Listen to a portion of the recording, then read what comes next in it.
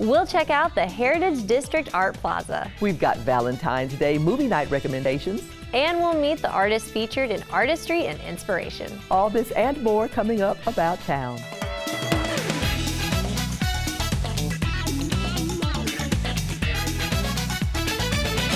Hello everyone and welcome to About Town. I'm Susan Stevens. And I'm Kathy Whiteman. I want to start off by saying how happy I am to be back. And especially, I want to thank Susan for doing such a great job producing and anchoring the show while I was out. You are the best.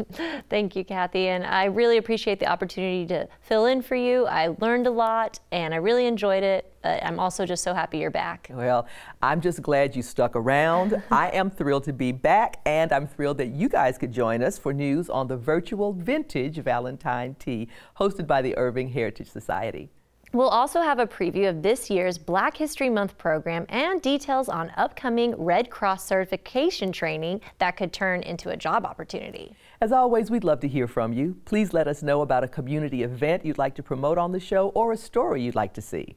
You can email us at ictn@cityofirving.org or connect with us on social media. So please subscribe to our YouTube channel, like us on Facebook, and follow us on Twitter. We'd love to hear from you.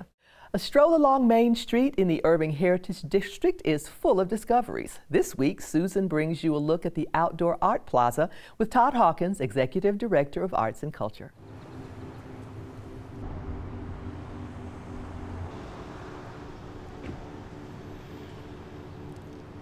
These are winners from our Art Connection Member Showcase, which we do every year at the Art Center.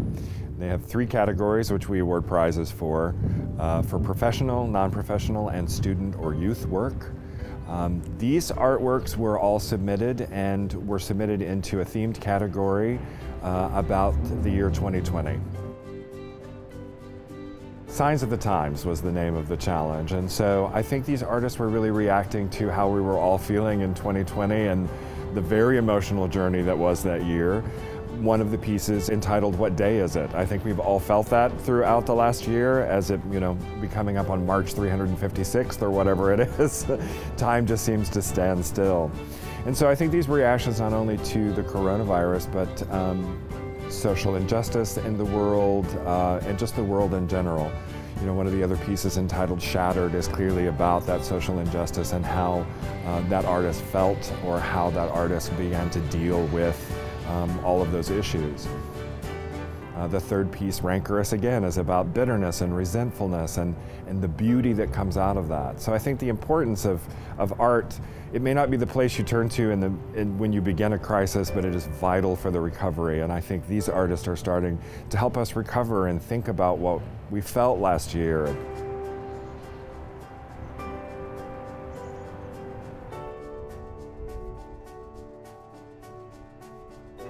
I think you look at artwork to really touch your soul. And that's the one thing that you can come and kind of sit with those emotions and figure out what you feel about this crisis or what you feel about the social injustice, racial injustice that's going on in the world. And it allows you a moment to, without confrontation, without someone saying, "What do you think about this?" to really sit with your own thoughts and to think about how it has impacted you and how you feel about it.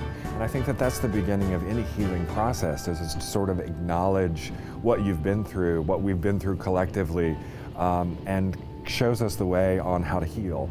And the fact that we're not alone. And a lot of other people have had the same kind of emotional reaction to the crisis, and it's the same emotional healing that has to happen now.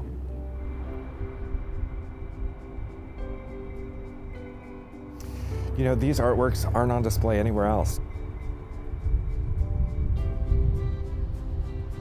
So I think it's a pride in place, the fact that this is the only place that you can see these artworks and you can come and celebrate these local artists from all over North Texas. And I think that it gives our citizens the ability to come down and reflect in an open environment. It's not a gallery. No one's asking you, what is your opinion of this artwork? You can really come down here and at your own pace, sit with these emotions and sit with these feelings that the artists are displaying in their work. The City Council has been putting a lot of work and a lot of effort and attention into some very deliberate placemaking projects down here in the Heritage Park, this art plaza that will hopefully be able to showcase performances over the summer. We'll be able to change this artwork out and give our citizens an ability to come down and as they go through their daily life, as they shop downtown or as they come and see the new Heritage Park, that they can come here and sit and just be with some artworks. There are also 2 new exhibits in the Irving Art Center galleries. Learn more at irvingartcenter.com. The Irving Heritage Society hosts an annual Valentine Tea to commemorate a very special event in Irving's history. This year's event is going virtual, and Jerlene Miller joins us with the details. Welcome. Jerlene, it's so great to see you. So for people who aren't familiar with this annual event, what can you tell us about the history of the Valentine Tea? Well, first of all, thank you for having us and giving us an opportunity to showcase our Heritage Society Vintage Valentine's Tea. The tea will be held on Sunday, February 14th, 2 p.m. to 3 p.m. And this is our first ever virtual tea. And we're hoping that it's the last tea.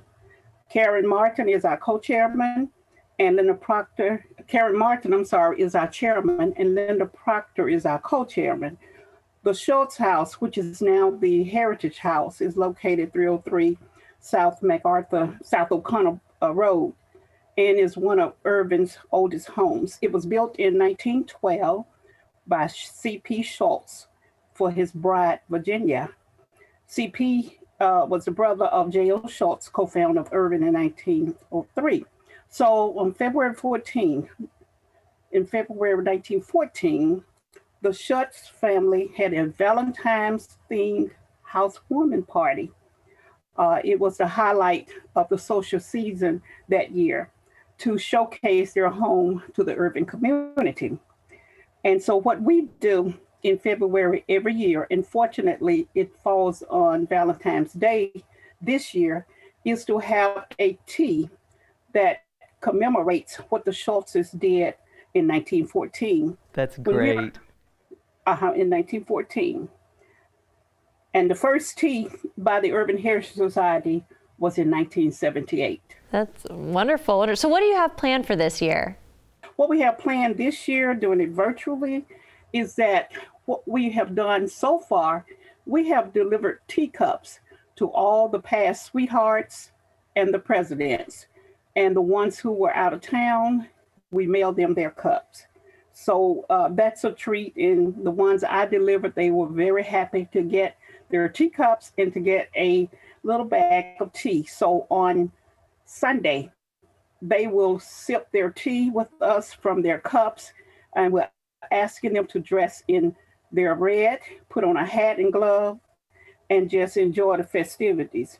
Now, 2 of the highlights are, one, we present 2 sweethearts. Sometimes it's 1, but this year we will have 2 sweethearts, and it's a surprise to both of the individuals, as it was in past years. Woody Schober will salute the sweethearts with "Let Me Call You Sweetheart." And for years, Dr. Clay Gilbert entertained us.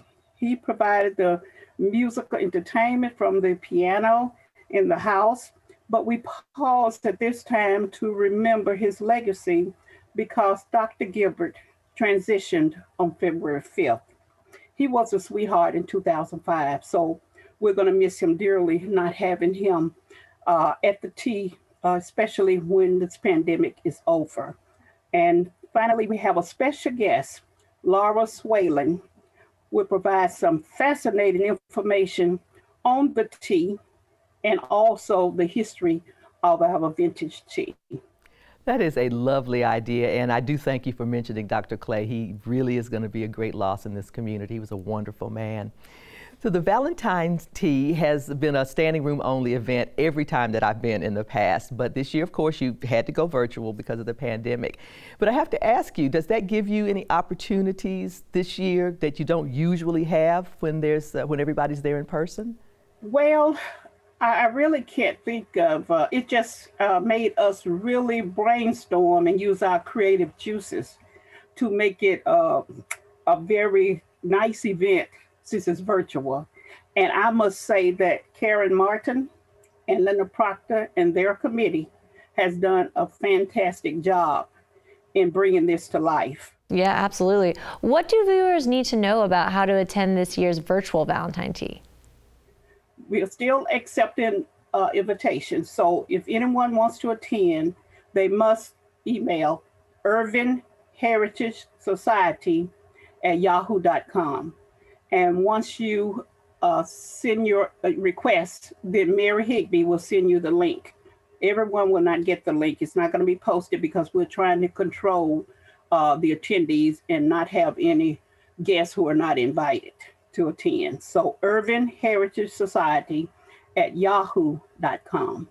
Jerlene, thank you so much for that. Yeah, I've heard about people crashing Zoom parties if the links are out there, so I think you guys are probably being pretty wise to do that. So we really appreciate the information. Folks, remember that the virtual Vintage Valentine's Tea, sponsored by the Irving Heritage Society, is Sunday, February 14th at 2 p.m., and you can get your invitation link by emailing Irving Heritage Society at yahoo.com. Thanks, Jerlene. Thank you. May I add one other thing? Certainly. I would like to highlight who are sponsors for the Valentine Tea. And that is, we have two. That's Bruce Burns, and that's Stars and Stripes Bargain Center at Rock Island and Story. We appreciate our sponsors for this virtual tea. Absolutely. Can't do anything without sponsors. Thank you, Jerlene. All right. Thank you for having me.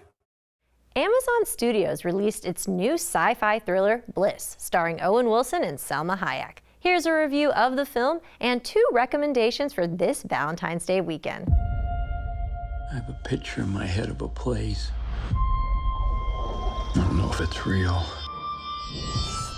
Bliss is Mike Cahill's new sci-fi head-scratcher. Hi, my love. Hi, Dad. I wanted to talk to you about my graduation. I'm gonna be there in the bleachers. I'm gonna see you in your... Let me, how about I call you back? Okay. Taking the day off in here? The boss wants to see you. Owen Wilson stars as Greg Whittle, a man on the brink of a breakdown. His wife has kicked him out, he's reluctant to go to his daughter's graduation, and he's just been fired from his job. After a fatal accident, Greg meets Isabel, played by Salma Hayek. She explains that he's actually living in 2 worlds, one of which is a computer simulation. Can I get a whiskey? Double. You're real. Sorry? I want to tell you something really cool. You see all these people outside? They're not real. This is a simulation. You ready? There's my guy. Welcome home. This place is overwhelming. In the simulation, Greg lives a dreary and troubled life. However, he has a loving daughter and telekinetic powers that he can use on anyone without consequence.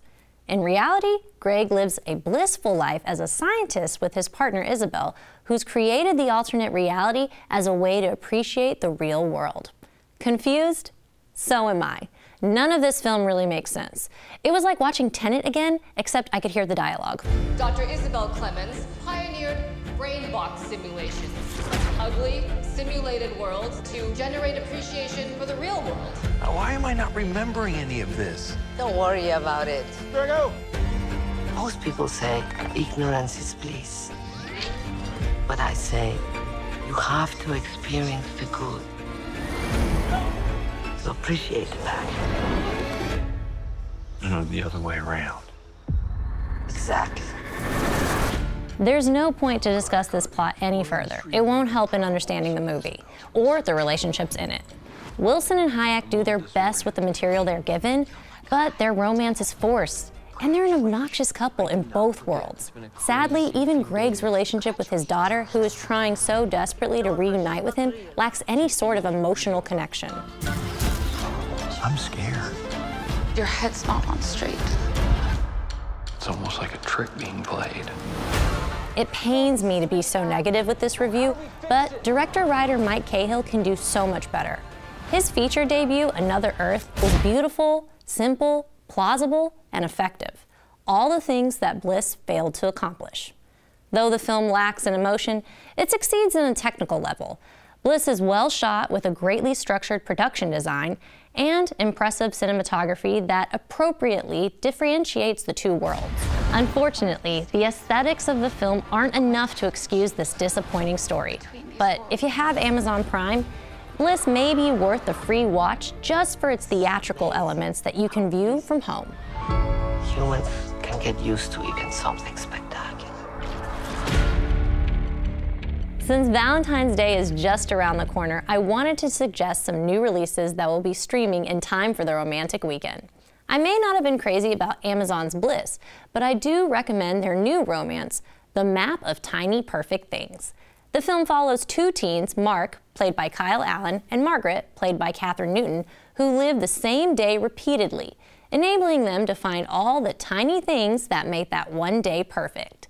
The film is available on Amazon Prime February 12th. And if you were a fan of the first two installments of The Boys I Loved Before, be sure to watch Netflix's final chapter to the franchise, To All the Boys, Always and Forever. Will Lara Jean and Peter's relationship survive past high school? Find out February 12th when the film releases on Netflix. For About Town, this is Susan Stevens. Bliss is currently streaming on Amazon Prime, Amazon's The Map of Tiny Perfect Things, and Netflix's To All the Boys, Always and Forever premiere on February 12th. The Irving Black Arts Council has several ways to celebrate Black History Month this year. And Lanita Johnson is here with the details. Thanks for joining us. Thank you for having us. Happy Black History Month. Absolutely, and same to you, my friend. So the Irving Black Arts Council has hosted a Black History Month program for so many years, I don't even remember when it started. And you guys did not let a little thing like COVID stop you for this year. So how are you pulling it off this year, Lanita? This month, for the first time ever, just like so many other art organizations, we are going virtual. We are taping it live, so I'm really happy about that we didn't let COVID stop us. So we'll be taping it and then offering it virtual to all of our patrons. And so we're excited. This year's theme is the Black family. Oh, that's wonderful. That's great. So what can viewers look forward to in this year's program? Oh my God, I'm so glad you asked that question too. This year, we've invited a panel discussion from some of our more influential guests. We have Oscar Joyner, we have Pastor Andrew Jackson, we have Carly Harvey Raymond, and they will be discussing just that, the Black family. We also have invited Postmaster Rodney Malone. He will be unveiling the Black History Stamp or the Black Heritage Stamp. We will have the spoken word tribute. The mayor will come in and welcome everybody from the city. And we will have musical guests. We will have Sharon Keaton. She's always a fan favorite. And Markel Jackson will be doing the spoken word. We got a little bit of something for everybody. Absolutely, and it sounds like it's going to be a packed hour for that program and a lot of great information as well. So you guys are always get really involved in bringing great programming for Black History Month, and I know there's a gorgeous exhibit that's currently on display in the Irving Arts Center. What else do you have coming up for you this season? Oh my gosh, please get out and see our exhibition this year. We have 8 incredible artists from all over the Metroplex, to include an artist from Houston and an artist from Buffalo, New York. It's called Artistry and Inspiration. And so please get out, bring your whole family, just call up, make a reservation, come by. And then on the 19th, the weekend of the 19th, we have a Po Jazz experience. It's a jazz show with the spoken word, R&B, jazz. It's Zamil. Oh my gosh, it's going to be so good. Awesome. So how can viewers see this year's Black History Month program? It's going to be via YouTube. So we'll have all the details out on the city's website, on our website, and on the Irving Arts Center website. So look for those details, click, it's a free program. So just like always, we got you covered. We got you covered. And our moderator is Kathy Whiteman. And I am thrilled to be a part of this. I cannot wait to sit down with these wonderful guests for the panel, and I think we're going to have a lot of fun, as well as provide some really good information. So thanks for asking me to be a part of the program this year. Thank you. Great to see you. Thanks, as always, to the Irving Black Arts Council for making sure that the celebration of Black History Month is always something positive and wonderful and inclusive. Everyone is invited. Folks, you'll be able to see the program on Sunday, February 28th on YouTube. Do go to the website for the Irving Arts Center or the Irving Black Arts Council for additional details. There's a great opportunity for Red Cross certification coming up soon, as well as a cool job opportunity, and we're really excited to share it with you. Lynn Harper, Aquatic Supervisor for the City of Irving, joins us with the details. Welcome, Lynn. Thank you so much, and thank you for having me today. I'm excited because it may not seem like it with cold weather coming in, but pools are going to open again here in the city of Irving. That is great news, Lynn. I know that so many people are going to be thrilled to hear about the pools opening up and about the other information that you're bringing us today. So I know that you've been sponsoring these classes for a while and that a lot of people have taken advantage of them. But what would you say are the chief benefits of taking part in the certification classes? Well, this is a real opportunity for our community here in Irving. When you become a certified lifeguard, you are American Red Cross certified in lifeguarding skills, but also in CPR, first aid, and AED. That's how to use an automated external defibrillator. And by the way, the leading cause of sudden death is a sudden heart attack. And this really prepares you to manage a situation like that as a first responder. So the certification that our lifeguards require puts them one step away from being an actual EMT. We find that it really helps put folks on a path towards a healthcare profession, towards EMT, law enforcement, fire department work, and prepares them for life. We have a lot of folks that go on to work in the medical field as nurses and technicians, and even go on to med school who work for us. So that's great. What are the requirements for this? Well, there are a few requirements to get in and take the class. First, you have to register and sign up. You do have to be at least age 15 to take the class. And there is a pre-test, it's a swimming skills test that you need to take before you begin the class. We offer these pre-test opportunities at our North Lake Aquatic Center. That's on the North Lake College campus. And we offer these about every 2 to 3 Saturdays. You can contact us, let us know you're going to come, and then stop by at 9:30 on Saturday morning. And our next opportunity is going to be February 20th, so that's coming up. And we'll let you go through the skills test, which involves swimming 300 yards, retrieving a brick from 7 to 10 feet of water, and then taking it back and treading water for 2 minutes without using your hands. It's a great idea to come and try the skills, because if you haven't been in the pool for a while, sometimes, you know, one of the parts doesn't go perfectly the first time. So we let you have 2 or 3 runs at it, and then we'll give you a little bit of coaching and talk to you about how to practice if you're not quite there yet. If you complete it perfectly, then you're on a track to go on and register for one of our classes.